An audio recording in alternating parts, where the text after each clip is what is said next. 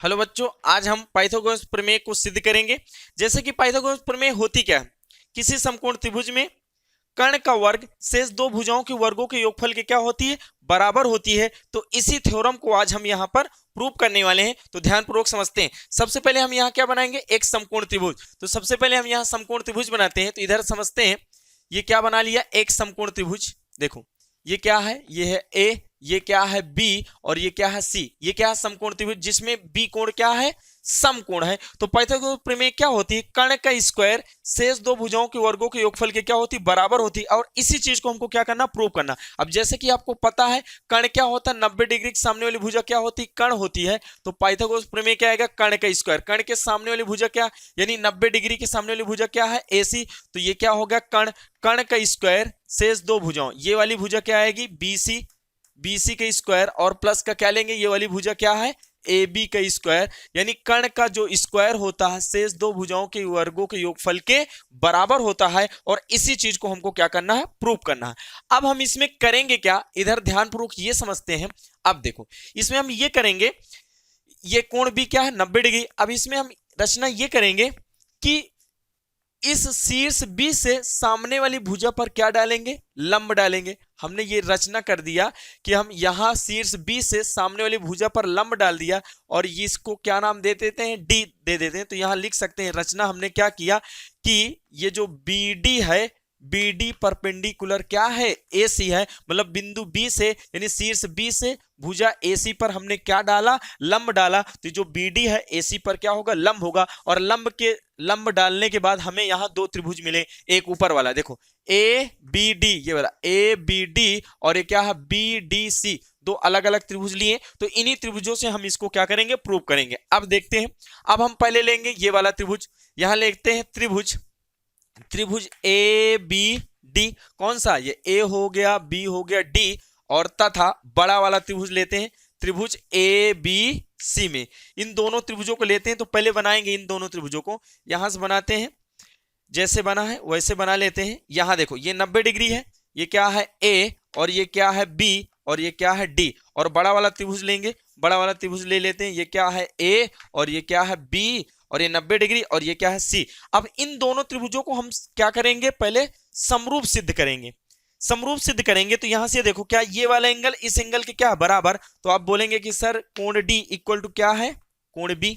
ये एंगल इस एंगल के क्या है, बराबर। अब ध्यानपूर्वक समझिएगा, हम ये वाला त्रिभुज लिए थे। अब बोलो इस त्रिभुज में ये वाला एंगल, और बड़े वाले त्रिभुज में भी यही एंगल है। तो क्या ये वाला कोण, ये वाला कोण और ये वाला कोण क्या है, उभयनिष्ठ है।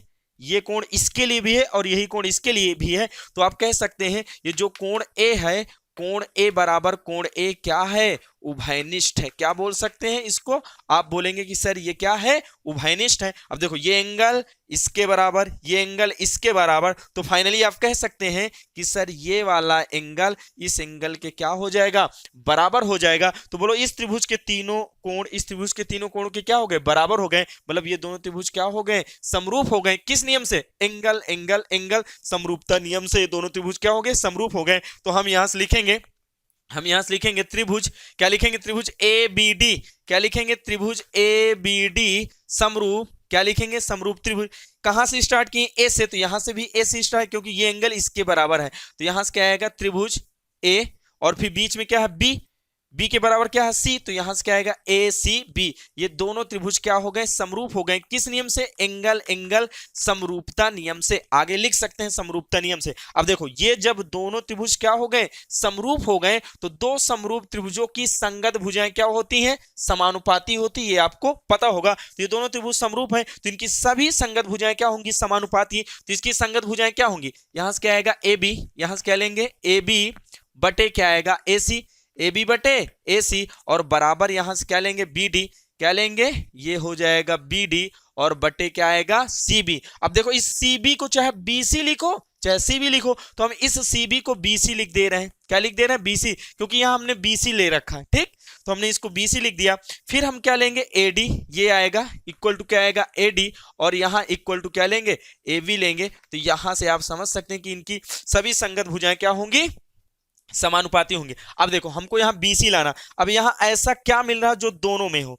तो देखो यहां AB है, AB है, और ए बी इसमें भी है और ए बी इसमें भी है। देखो इन दोनों को अगर हम ले, पहले मेरी बात समझना, इन दोनों को हम ले रहे हैं, क्यों ले रहे हैं? क्योंकि यहाँ ए बी स्क्वायर है, देखो ए बी इसमें भी है, ए बी इसमें भी है, इसलिए हम इन दोनों को लेंगे और इसको क्या कर देंगे, छोड़ देंगे। तो इन दोनों को इक्वल करते हैं, यहां से क्या आएगा, ए बी बटे क्या आएगा, ए सी, और बराबर यहां से क्या आएगा, ए डी बटे क्या लेंगे, ए बी लेंगे। अब ऐसे मल्टीप्लाई कराएंगे तो ए बी का गुणा ए बी के साथ कराएंगे तो क्या आएगा, ए बी स्क्वायर, बराबर यहां से क्या आएगा, ए सी, इसके इधर में ए सी गुणे ए डी। इस तरह हमने कर लिया और इसको हम क्या नाम दे देते हैं, समीकरण फर्स्ट। हमने इन्हीं दोनों को क्यों लिया, क्योंकि यहां से हमको मिल गया, इन दोनों से हमको मिला है ए बी स्क्वायर, क्योंकि हमको ए बी स्क्वायर लाना है, इसलिए हम इन दोनों को यहां लिए हैं। अब हम करेंगे क्या, इधर समझते हैं। अब हम लेंगे, ये वाला त्रिभुज लिए थे बड़े वाले त्रिभुज के साथ, अब करेंगे इस वाले त्रिभुज को बड़े वाले त्रिभुज के साथ लेंगे। तो यहां से लिखेंगे त्रिभुज बी सी डी तथा त्रिभुज ए बी सी में, इन दोनों त्रिभुजों को लेंगे। तो यहां से बनाएंगे ये वाला त्रिभुज बी सी डी, इस त्रिभुज को बनाएंगे। तो यहां से समझते हैं, ये क्या है बी और ये क्या है सी, और ये क्या है, ये आपका क्या है डी है। और बड़ा वाला त्रिभुज लेते हैं, ये क्या है ए, ये बी और ये क्या है सी, ये 90 डिग्री। तो ध्यानपूर्वक समझिए, ये डी जो है यहाँ 90 डिग्री है। तो यहां से देखते हैं इन दोनों त्रिभुजों में ये वाला कोण इस कोण के क्या होगा, इक्वल होगा कि नहीं, है ना। ये कोण इस कोण के क्या होगा, बराबर होगा, क्योंकि 90 डिग्री के बराबर। अब देखो क्या ये वाला कोण, ये देखो चेक करिए, ये वाला कोण इस बड़े वाले के लिए भी है और छोटे वाले के लिए। तो ये वाला कोण उभयनिष्ठ है, बिल्कुल उभयनिष्ठ है। तो कोण सी बराबर क्या लिखेंगे, कोण सी, और यहां से लिखते हैं उभयनिष्ठ। क्या लिखेंगे, उभयनिष्ठ लिखेंगे। तो ये बताओ, ये कोण इसके बराबर, ये कोण इसके बराबर। तो फाइनली आप कह सकते हैं ये वाला कोण, तीसरा वाला कोण इस कोण के क्या होगा, बराबर होगा। तो बोलो ये दोनों, इस त्रिभुज के तीनों कोण इस त्रिभुज के तीनों कोण के क्या हो गया, बराबर। मतलब ये दोनों त्रिभुज क्या हो गए, समरूप हो गए। किस नियम से, एंगल समरूपता नियम से। तो यहां से भी लिखेंगे त्रिभुज बी सी डी, क्या लिखेंगे, बी सी डी समरूप किसके होगा, त्रिभुज, कहां से स्टार्ट किए हैं, बी से। तो यहां किससे स्टार्ट, क्योंकि ये कोण इसके बराबर, तो यहां से स्टार्ट करेंगे ए से, ए, और फिर बीच में क्या है सी, तो यहां क्या आएगा सी, और क्या आएगा ए सी बी। ये दोनों त्रिभुज क्या हो गए, समरूप हो गए। किस नियम से, एंगल समरूपता नियम से। आगे लिख लीजिएगा।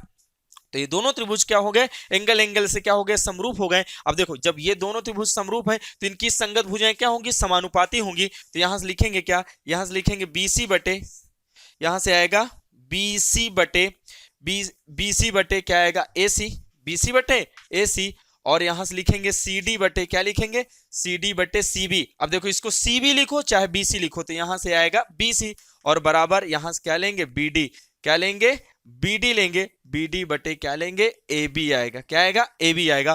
तो ये क्या हो गए, समानुपाती हो गए। अब हमको लाना है, देखो ए बी स्क्वायर तो मिल गया, अब हमको बी सी स्क्वायर लाना। तो बोलो बी सी स्क्वायर कहां मिलेगा, क्या इन दोनों में मिलेगा, बिल्कुल मिलेगा, क्योंकि बीसी गुणा करेंगे तो बीसी स्क्वायर मिलेगा ना। तो हम इन दोनों की इक्वल कर देंगे और इसको क्या कर देंगे, छोड़ देंगे। तो यहां से देखते हैं बीसी बटे क्या लेंगे, एसी, और बराबर क्या लेंगे, सीडी बटे क्या करेंगे, बीसी। अब इन ऐसे मल्टीप्लाई कराएंगे तो बीसी गुणे बीसी क्या आएगा, बीसी स्क्वायर बराबर ए सी, और गुणे क्या आएगा, सी डी, और इसको हम समीकरण क्या डाल देते हैं, सेकंड डालते हैं। अब यहां समझते हैं, ध्यानपूर्वक समझिएगा। अब देखो हमको करना क्या है, A B square plus B C square, यानी जोड़ना है। मतलब ये क्या है, बी सी स्क्वायर, और यहां क्या है, ए बी स्क्वायर, है ना। तो हम इन दोनों को क्या करेंगे, जोड़ेंगे। तो यहां से लिखते हैं, यहां से लिखेंगे समीकरण फर्स्ट प्लस का सेकंड, मतलब समीकरण फर्स्ट और सेकंड को क्या करने पर, जोड़ने पर। तो यहां से चेक करो, यहां से क्या है ए बी, तो यहां से क्या करेंगे, ए बी स्क्वायर और प्लस का बराबर के उधर वाले उधर के साथ जोड़ेंगे, इधर वाले इधर के साथ। तो ए बी स्क्वायर में क्या जोड़ेंगे, बी सी स्क्वायर जोड़ेंगे, और इधर फिर क्या आएगा, यहां से दिया है ए सी गुणे क्या दिया है, ए सी गुणे ए डी दिया है, और प्लस फिर इसको जोड़ेंगे ना, यहां से क्या है ए सी, और ए सी गुणे क्या दिया है, सी डी दिया है, ये हमने जोड़ दिया। तो अब ध्यानपूर्वक समझते हैं, यहां से क्या है ए बी स्क्वायर प्लस का बी सी स्क्वायर। अब देखो क्या इसमें ए सी कॉमन है, बिल्कुल कॉमन है। तो यहां से ए सी कॉमन लेंगे, तो यहां से आएगा ए डी, और प्लस का क्या बचेगा, CD बचेगा। समझ गए। अब यहां से चेक करो AD प्लस का CD, देखो ये AD और प्लस का CD इक्वल टू AC के बराबर हुआ ना। ये AD और प्लस का CD टोटल किसके बराबर, AC के बराबर हुआ। तो आप यहां से फाइनली ये कह सकते हैं AB स्क्वायर प्लस का BC स्क्वायर इक्वल टू क्या है, AC। और इसके जगह हम क्या लिखेंगे, AC लिखेंगे, बिल्कुल लिखेंगे। तो यहां से ये समझते हैं, यहां से क्या आएगा AB स्क्वायर और प्लस का क्या आएगा BC स्क्वायर और AC गुणे AC क्या आएगा AC स्क्वायर। तो ये क्या हो गई आपकी पाइथागोरस प्रमेय सिद्ध हो गई। तो यहां से ऐसे लिख देते हैं AC स्क्वायर, AC क्या है कर्ण का स्क्वायर और क्या है शेष दो भुजाओं के वर्गों के योगफल के क्या होगा, बराबर बराबर होगा। और यही आपकी क्या है पाइथागोरस प्रमेय है। तो आप यहां से इसको बहुत आसानी से इस चीज को आप यहां से समझ सकते हैं।